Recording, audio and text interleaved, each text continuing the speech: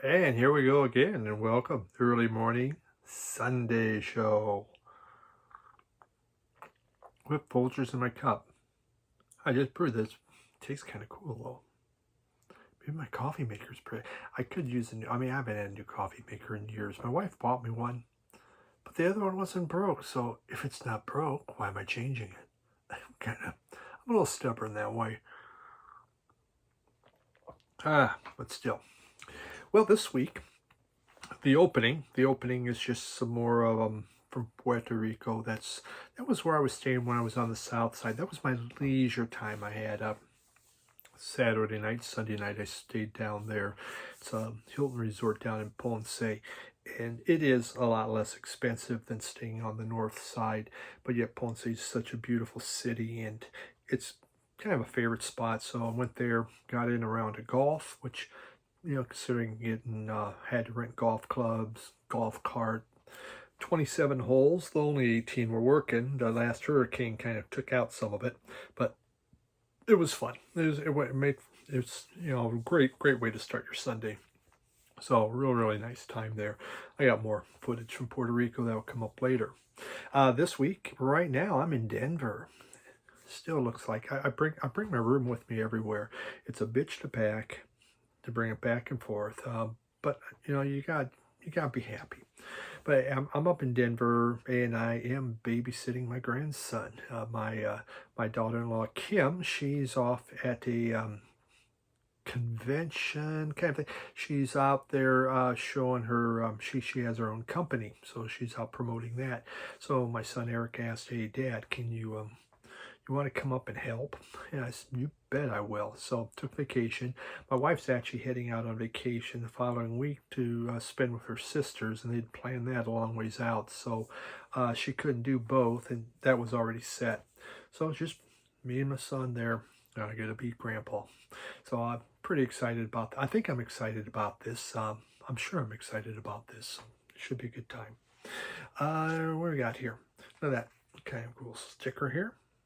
Yeah, that says it all, doesn't it? I got a new vehicle this week. My company gave me a new lease vehicle, and since my last one was only 2021, but I already had put in enough miles on it, so sent me a new one, and there's no CD player. I finally got the curse of the CD player. I don't know. It really bums me out because that's where I listen to CDs. When I'm at home, I have records. And I am totally bummed about this. And I don't know what. I see if there's some other options or whatever. Yeah, it sucks. But technology. Pooh. There we go. Concert Buddy t-shirt. We're doing a Jim Gleason and I, we have our own podcast, two guys talking about records.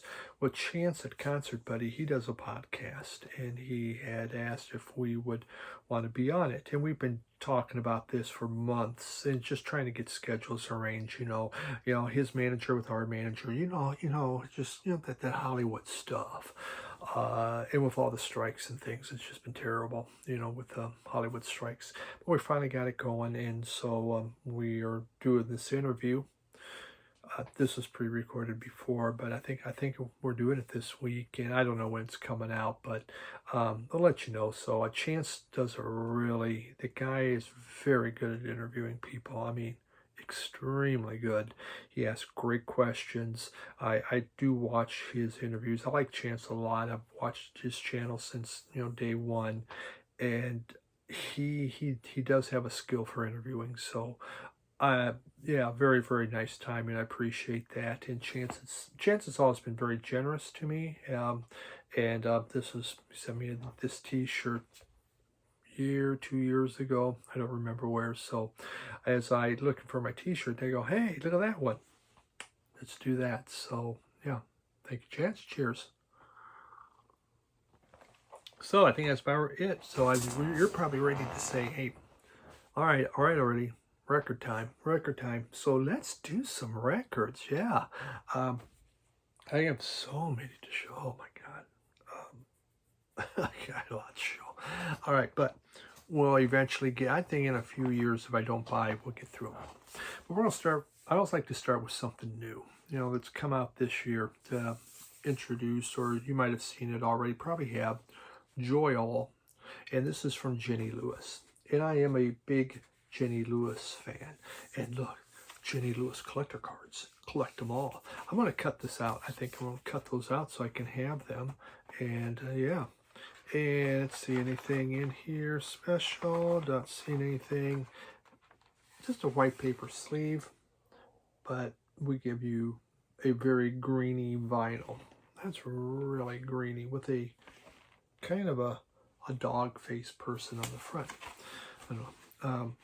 Kind of wish, yeah, too bad the inner sleeves. I wish, people would go back and make nice inner sleeves. So here we go. So those cards on the back are about the different songs on this album. So Jenny Lewis, I got to know her through Rilo Kiley, which is a group I really liked. But she's gone solo, and this is her 5th solo album that she's done. And this one was produced in Nashville, and it has that feel to it. It's an album of warmth and of sunniness. It's just kind of a feel-good album. It's like 70s AM radio gold. Kind of that's the vibe I get from this. When COVID was going on, there was an online songwriting course that was being done by Beck. And so she took that. And what it is it forced people to write songs because they were given assignments. And an assignment, you had to come back, you had to have a song. So it kind of pushed her with it. And she's a very good storyteller. If you have her past albums, she does a great job with that. So some of these songs are the ones that came from COVID, from that Beck class. I think her music is very much like a Laurel Canyon sound when you think from the 60s. Kind of that kind of vibe going on. Adult pop rock be another good description of it. I really like this album. But I like Jenny Lewis a lot, so she's one of my more favorite female singers, and I truly don't have a ton of female singers, but I like how she does it, and again, it's her storytelling. One of the lyrics, there's a song on here called Psycho, and the lyric goes, "I'm not a psycho, I'm just trying to get laid." Oh, that's too funny. So, yeah. Jenny Lewis, Joy All. Nice album. I'm enjoying it. Is it her best? It is not her best. But it's very enjoyable from a nice lady. Life goes in cycles. It's a merry-go-round. I've been working for that juju from my hometown. I am a rebel, all American made. Jesus Christ and the devil, yin and yang. There are no hard feelings. How can I help you? Then we go to Buzzcocks. Oh, and I got goodies in here. Let's see. So these, I got Angelo's CDs and more. Angelo's CDs and more. Support your local record store. Angelo's CDs. I can, yeah, you can put that out. It's like a sticker thing. Bumper sticker. Because we love bumper stickers. And I got this in Denver back in, God, when in January, I guess. So I've had this album. I haven't shown it since I bought it in January. Believe me, there's a lot from last year. We're working through them all, guys. So like you care, like you would know, like, oh yeah, I remember that one. All right. So Buzzcocks, a group formed in 78 through 83, Sex Pistol inspired group. This is Singles Going Steady. If you need one Buzzcocks album, just one, this is the one. It is packed with crisp melodies. It has these driving guitars and biting lyrics that just they are great. You know, Sex Pistols, there's about this anger and that. These guys are about sarcasm. They do these brilliant, high energy 3-minute pop songs, and it just 1, 2, 3 and go, and it just takes off. This to me is a punk masterpiece. It truly is. The songs in here are their A and B side singles, and this album itself came out in 1979. It's fast, it's catchy, and it is fun. Again, the essential. They'd done 3 albums, but this put the best together. And I mean, there's just so much good time on here, and you can't go wrong. I mean, it has Orgasm Addict. What can you ask for there? Ever Fallen in Love? Fast Cars. It has the best of the Buzzcocks. It has, let's see, what else we got in here? We had, comes with this nice little book that I guess I could have read before I talked about it. Huh? And it covers, it gives you a brief little, there's not a lot there, but that talks about, just the Buzzcocks and about the singles here. So it gives you a little insight on that. Very nice, good. And we have better in her sleeve than Jenny Lewis gave us, don't you think? Yeah, I mean, this is just, it's just fun. And you know, the Buzzcocks, okay? So Buzzcocks itself, oops, there's something else in here. What else we got? All right, whoever's quick, we haven't heard the Buzzcocks. Boom. I wonder if I should have left that for my, put it on mine. This is such a good album, but oh well, there you go. All right, so just real quick, Buzzcocks, where'd they come up with that? So Buzz was, it deals with, you know, that was something they talked about, the excitement of playing. That's where buzz came from. It was just kind of, you know, the slang word at the time, the excitement of playing on stage. It's a buzz. Cock meant, it was slang for friend. I know you're thinking, no, it's not. No, but it is slang for friend. So exciting friend or whatever, I don't know, but Buzzcocks, good stuff. All right.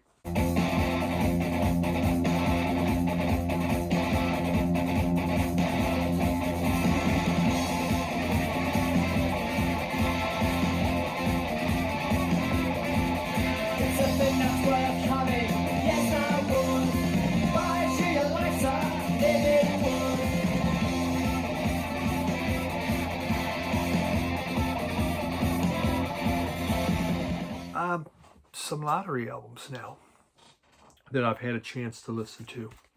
And we have this one, King Gizzard and the Lizard Wizard. This is my second one, and this was from Chris Prophy. I already read that and showed it. And Chris had the letter K. So in comes King Gizzard and the Lizard Wizard. And you know, that's the nice thing about that is you had like, you know, 50, 60 albums to choose from. And look at that. It's pretty neat. This one is very different. There's the chapters because it is like a story. There's spoken word. Quite the orange there. That's really naranja, very orangey. This is a, what the heck? Do we got another one? Oh my God! This is the most. It's just such a gift this week. We got. These things are popping out everywhere. There you go. Ta-da! I don't know if any of you use them or not. If so, you know, I hope you like it. Okay, so this album, this was Eyes Like the Sky. This came out in 2013. It was the 3rd album. It is a grisly spoken word yarn that is accompanied by an extremely twangy Western guitar and instrumental score that would make Ennio Morricone smile. It is such a cool Western score. The music going on in the background is so freaking good. Um, I I mean this is the tale of guns, murder, and the American West. That's why it's chapter one, chapter two, and in the spoken word part, I mean it's harsh and powerful. It has this grizzled type voice, but the music, it's just pure spaghetti Western. It is so freaking good. I, the spoken word thing, oh, it doesn't work. I mean, I was a little nervous about it when people say, well, that's a spoken word album. Tell us what you think about it. Okay, well, I am. Uh, I liked it.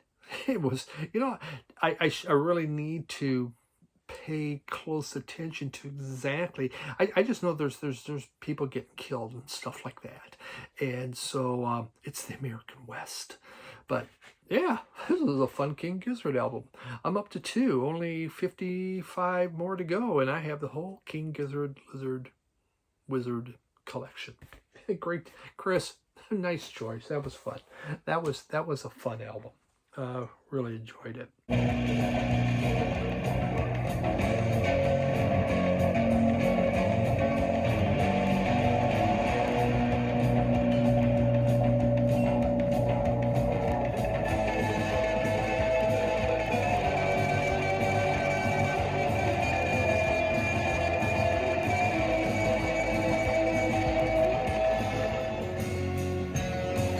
This story takes place in the hinterlands of the newly formed United States and Territories, years before and after the Great Conflagration called the Civil War.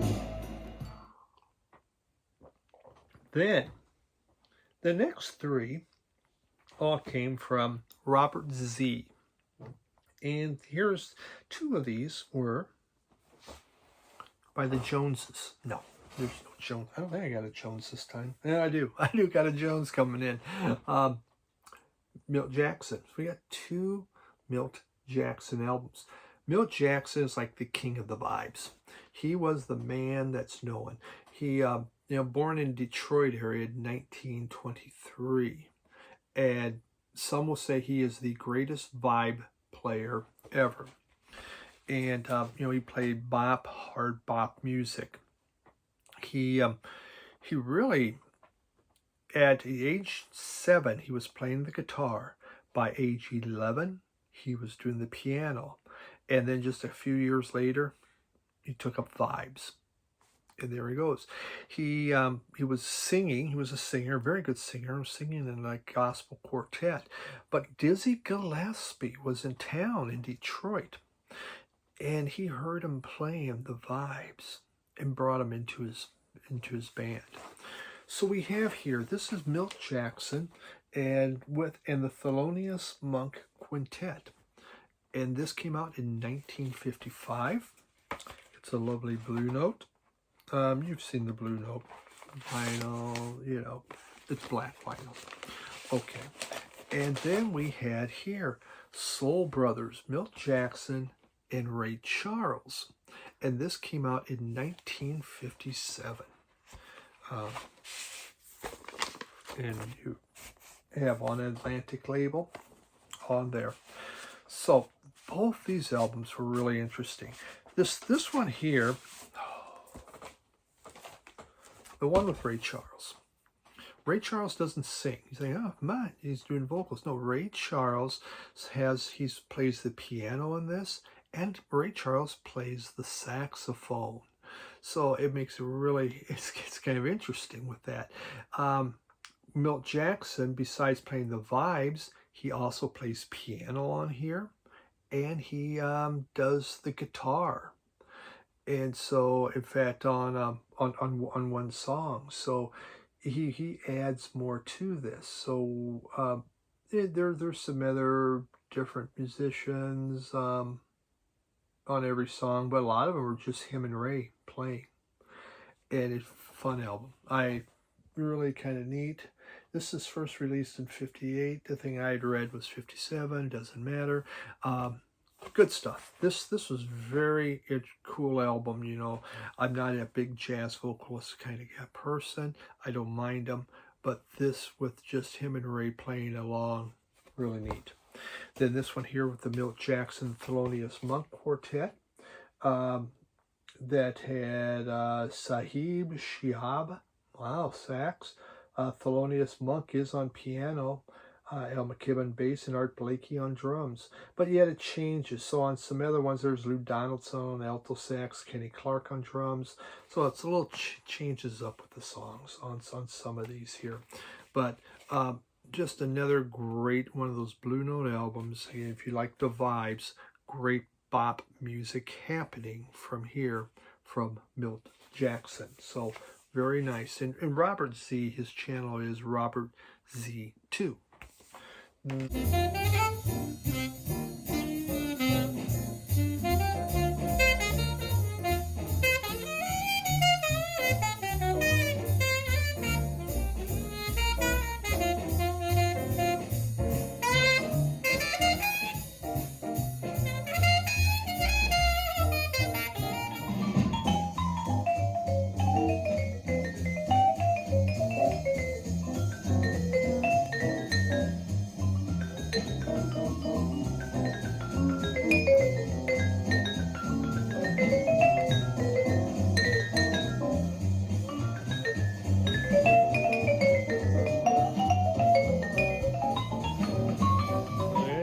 Also sent Joe Williams and Thad Jones. Thad Jones makes his comeback again. One of the Joneses. This is my only other Jones. And on here, the inner sleeve is that's the inner sleeve, and we have now. So Blue Note's putting out colored vinyl. So Blue Note had to get into it eventually, right? Blue Note in Blue Vinyl Collection. That's what we got there. And so Joe Williams, Mel Lewis, and Thad Jones are playing on this. This came out in 1966. So Joe Williams himself, he is a vocalist. And some will say he's one of the best jazz vocalists out there. And this is like, in fact, he was one of the last of the big band jazz vocalists. And this came in 66, and it has that big band sound going on. The music was arranged by Thad Jones, and it just swings. There's a lot of great swinging sounds to this thing. Again, big band type feel happening. And you got Evil Man Blues. That one was really neat. Get Out of My Life.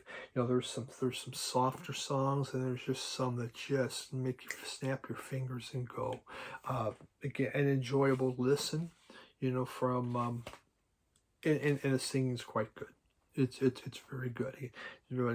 Jazz vocals, not my thing, but really great voice. So cool big band stuff on here with that jazzy swing. Very nice. I got to see my way around, yeah. Get out my life, baby. You ain't nothing but heartaches by the pound, yeah. Get off my line, whoa, man. I got to climb up. Final album. Alien Sex Fiends. Neat album cover. Oh, it's like a Piranha Kid, like the Piranha Child. It's not like, there's boobs, but this isn't really soft porn. So, for those waiting for the soft porn today, I don't really have anything for you, so sorry. So Alien Sex Fiend. Another Planet is the name of the album. Label is on Caroline. And the group formed in 82, and they're still going. Goth, industrial, death rock. Wow. They've put out 13 different albums. And really the nucleus of the group is Nick Fiend and Mrs. Fiend. So they go Nick Fiend and Mrs. Fiend. Nick and Christy Wade are their names. And so it's cool that they're doing this thing. This is a strange group, and I've had a few of their albums. I saw this, and it wasn't that much. And I go, hey, let's pick this up. It's heavy with samples, lots of loops, and there's industrial sound going on. Kind of what Alien Sex Fiend is all about. Another Planet here is their 6th album, and this came out in 1966.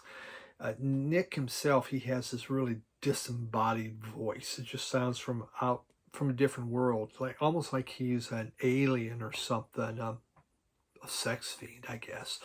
So the beginning of this album was really good. Bun Ho, Everyone's Dream, Radiant City, Spot Your Lucky Warts, and then began to kind of sample my sausage.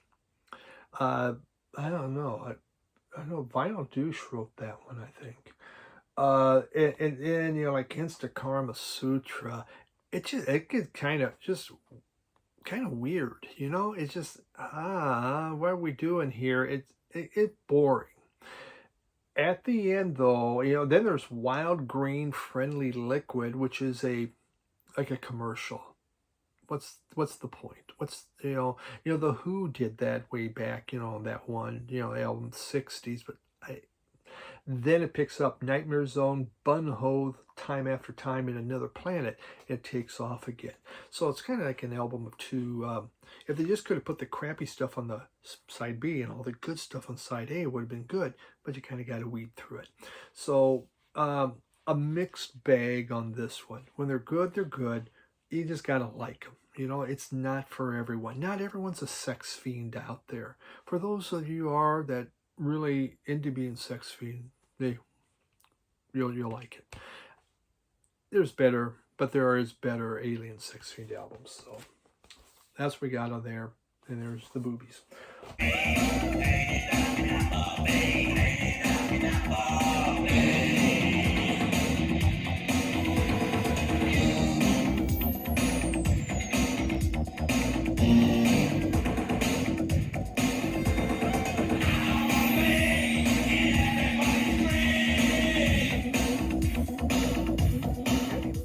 So that's it for what we got this week. I don't know what I'm working on now because I'm in Denver, but there will be a midweek of some type because I'm going to tape something. I just like to be consistent, but I'm going to be out there all week and looking forward just to relax. No plans, no nothing. If I get to a record store, I get to a record store. It's not even a big deal. I'm with my grandson. That's all that matters to me. I'm having my happy time. So thank you, everyone. Appreciate it. Check out my podcast with Jim Gleason, two guys talking about records. And, of course, the one with, check out Chance's channel, Concert Buddy. He really, he puts a lot into all of this stuff. Thank you so much. Bye.